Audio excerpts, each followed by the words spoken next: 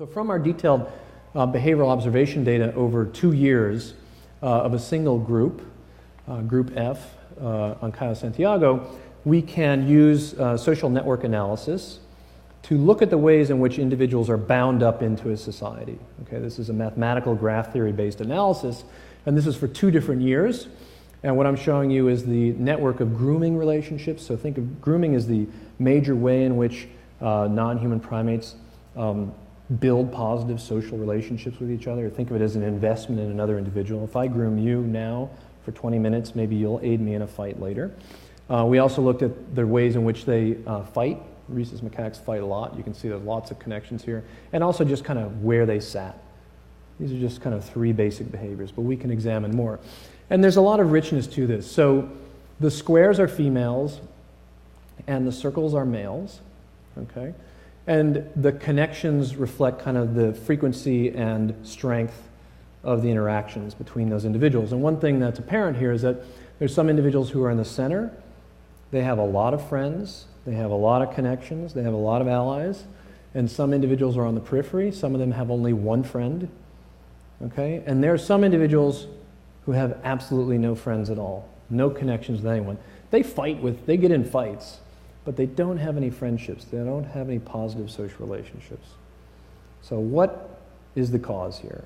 Well, surely it's complicated, but we have begun to map these social relationships onto an individual's genetic heritage, okay? And so we have found that where individuals are within, say, the grooming network is heritable.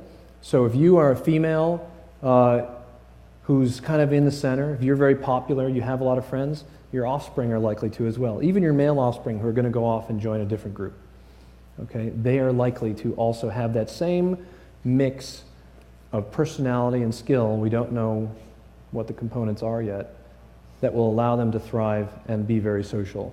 If you are on the periphery, if you don't make connections very well, if you have offspring, then they'll kind of share some of those traits. It turns out that individuals who are in the middle here have a lot more babies, they have higher reproductive success, they're biologically more successful than these individuals out here.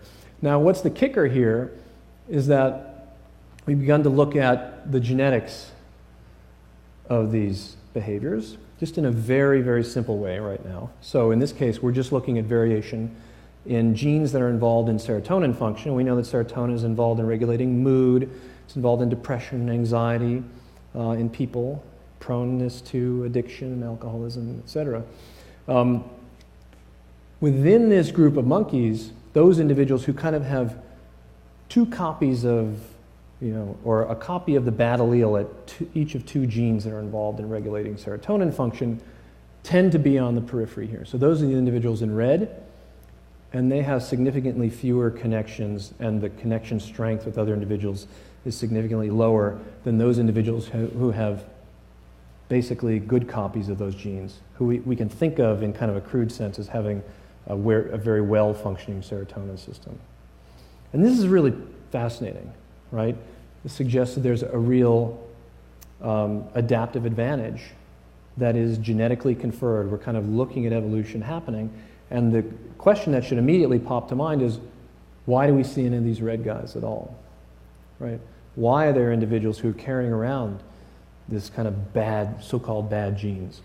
So we speculate, and others have speculated too, that of course serotonin might be involved in regulating positive social relationships, but it also might be involved in other kinds of behaviors that might be advantageous under other conditions, like being a risk taker, right?